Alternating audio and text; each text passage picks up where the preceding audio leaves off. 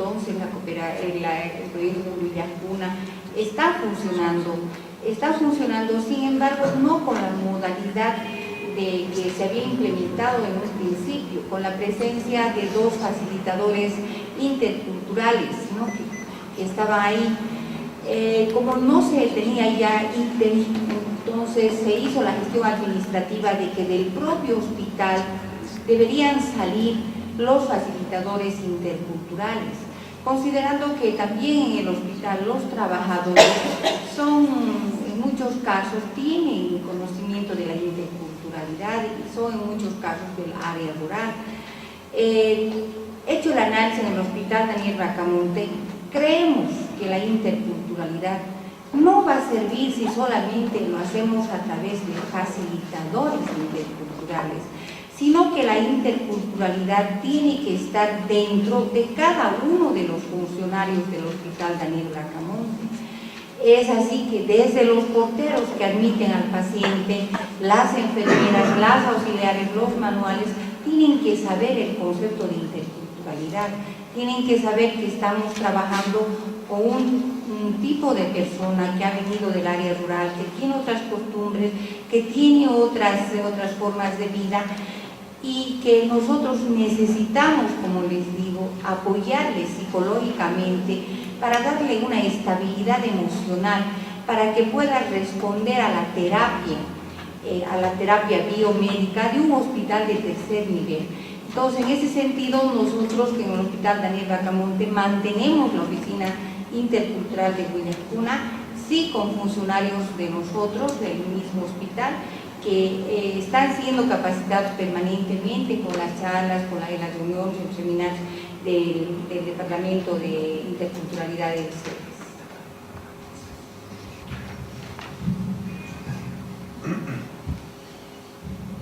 Apreciados asistentes en la sala,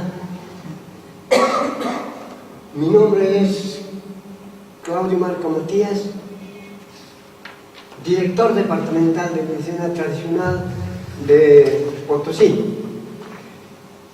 Mis compañeros, los médicos tradicionales, les mando un saludo cordialísimo a todos ustedes. Gracias. Quiero contarles algo ahora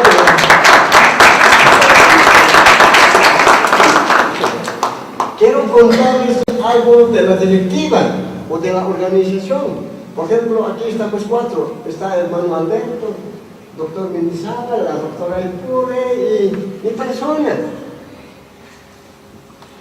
La cooperación italiana colaboró mucho con los médicos tradicionales de Potosí. El primer congreso, que también es fundador, Alberto Camacho, pero Cooperación Italiana nos dio el dinerito y se auspició el Congreso de Médicos Tradicionales Originarios de Potosí, en el cual creamos un consejo. El consejo nominó un director departamental de medicina tradicional, que es mi persona. Nosotros no llegamos a eso nomás. Por ejemplo, con el doctor Mendizábal, que está a mi lado, mencionaba que ya interculturalidad, la oficina en Sedes Potosí sí funciona. Estamos trabajando con Sedes Potosí, así como se dice, ¿no? Mano a mano estamos trabajando, muy fraternalmente. Por ejemplo, cuando en nuestro país, ustedes hermanos italianos también han conocido de que en Bolivia el nuevo Sedes se ha entregado en Potosí. No recuerdo la fecha, pero allá hemos estado presentes. Allá yo como médico tradicional estoy en la oficina del doctor en interculturalidad, unidad de interculturalidad, con mi escritorio y con mis papeles archivados allá, con todas esas cosas. Inclusive, no llegamos, venimos, por ejemplo, aquí Alberto es testigo.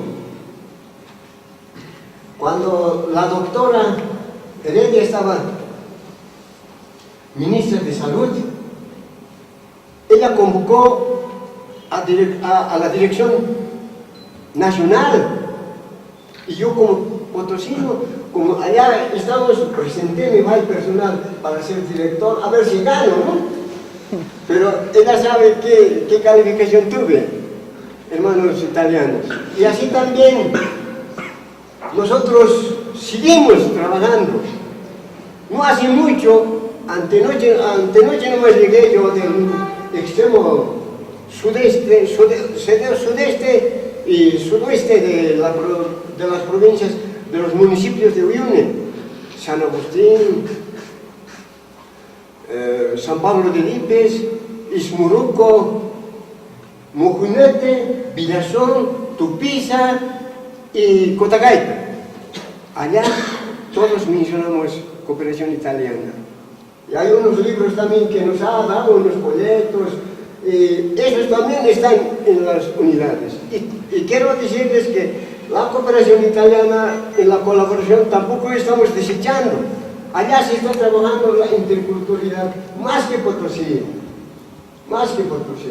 Por ejemplo, en Esmuroco nos contaban de que una partera o un partero tradicional hace dar luz al bebé o al niño, a la niña, y la enfermera está esperando ya para lavarle, para ya besarle, todas esas cositas. Muy juntos están trabajando, apreciados oyentes de esta mesa redonda que está esta noche instalada en La Paz. Y así estamos, doctora, nosotros recordamos, y también a la cooperación italiana, aquí con la doctora mismo del hospital Bracamonte, ya ellos nos conocen, y así estamos trabajando en Potosí, y aquí también el viceministro sabe que está en medio de nosotros, estamos trabajando y ahora todavía pensamos muchas cosas más, y tal vez nos podían todavía, el cochecito se está pinchando la llanta y habría que cambiar la llantita, no sé cómo será, en esa cosa siempre vamos a tocar la flauta italiana y estaremos caminando. Gracias por la atención. Hola, muy buenas noches. Bueno, quería agradecer en primer lugar la invitación de la Embajada de Italia y a la Cooperación Italiana a participar de este evento, en particular al embajador Silvio Lignano y a la Fundación Simón Patiño, que nos permite trabajar por un tiempo breve en explorar este tema de interculturalidad que hoy en Bolivia se ha transformado en un tema muy de moda, ¿no? Y no solamente un tema de moda, sino un tema donde existen compromisos políticos e institucionales que han llegado hasta la Constitución del Estado, hasta leyes, que han abierto un espacio político muy importante en el país, que no existía, como alguien por ahí mencionaba, hace algunos años atrás. Yo he tenido la suerte personalmente de trabajar en este tema en varios países latinoamericanos, incluso en países donde la temática indígena no es una temática tan relevante, tan contundente desde todo punto de vista demográfico, político, como lo es aquí en Bolivia. Y creo que sobre este tema en América Latina se ha empezado a desarrollar un patrimonio de conocimientos que valdría la pena rescatar, ¿no? Para contextualizar un poco lo que significa el tema de interculturalidad, ya que esta es una pregunta que nos hacen. Justamente el tema de interculturalidad es un tema que tiene una larga historia en el continente latinoamericano, tiene una historia vinculada a los procesos y a la lucha de los movimientos indígenas en los distintos países, y que curiosamente, o tal vez no curiosamente, no cristalizó, sino hasta hace poco en el área de salud. Mi compañera, amiga Claudia, creo que podrá hablar también de esto, sino fundamentalmente, diría yo, a partir de los años 80, en el ámbito de la educación, donde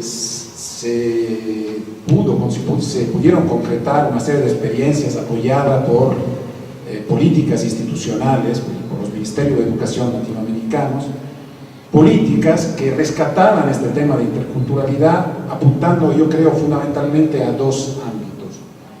Uno es el ámbito de que es necesario reconocer la característica pluricultural, la característica multiétnica de los países latinoamericanos.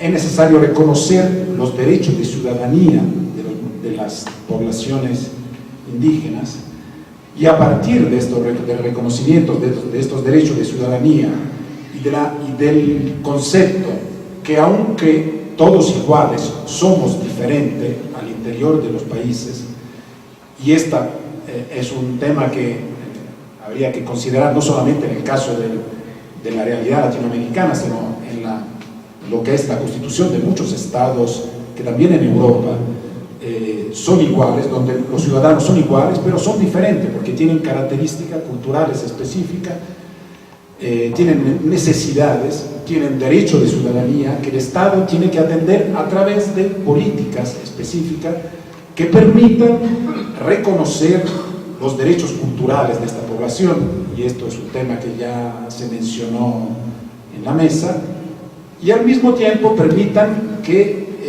los servicios públicos en el área de educación, ya que hacía referencia a cómo nació este tema de interculturalidad, y que los servicios públicos tengan que adecuarse a estas específicas características de las poblaciones o de estas diferencias culturales de las cuales se componen los estados. Como decía, en educación en América Latina es donde este concepto de interculturalidad se ha desarrollado más fuertemente y donde yo creo sinceramente todavía que ha mostrado resultados más claros. Repito, en los años 80, 90, políticas a partir del Ministerio de Educación, iniciativas específicas que apuntaban a adecuar el sistema educativo a través de metodologías que no fueran solo bilingües, sino también interculturales, que permitieran reconocer las especificidades en la educación de esta ciudadanía indígena que existe en todos los países latinoamericanos y que particularmente existe en Bolivia, que permitiesen reconocer no solamente los derechos lingüísticos de un niño indígena de poder cursar su proceso en la educación primaria a través de su propio vehículo lingüístico, sino que lo pudiese hacer a través de su cultura. Desde hace, yo diría, desde finales de los años, o desde mitad de los años 90, también se empezó a trabajar fuertemente este tema en varios países latinoamericanos. He tenido la oportunidad de hacerlo yo en Chile, he tenido la oportunidad de hacerlo en México. ¿Y a qué apunta el concepto de interculturalidad cuando intentamos aplicarlo al área de la salud? Apunta a estos dos mismos principios que acabo de mencionarles: los derechos de ciudadanía, la necesidad de adecuar los servicios públicos a las características específicas, a las necesidades de la población indígena, y por otra parte la necesidad de mejorar los servicios para poder tener servicios de salud, tal como la idea era en los servicios de educación, servicios de salud más eficaces. Aquí en Bolivia yo creo ha habido una experiencia extraordinaria en términos de la evolución político-institucional que ha tenido este concepto. Se ha partido de experiencias muy locales. Hemos mencionado aquí la cooperación italiana, pero hay que recordar que muchas otras cooperaciones, muchas otras ONGs en Potosí y en otras partes del país han trabajado a partir del comienzo de esta década intentando promover este enfoque y tratando también de darle una concreción, ¿no? Porque a veces tenemos dificultad en bajar este concepto tan filosófico, tan teórico en iniciativas concretas. Pero a partir de estas experiencias locales ha habido un proceso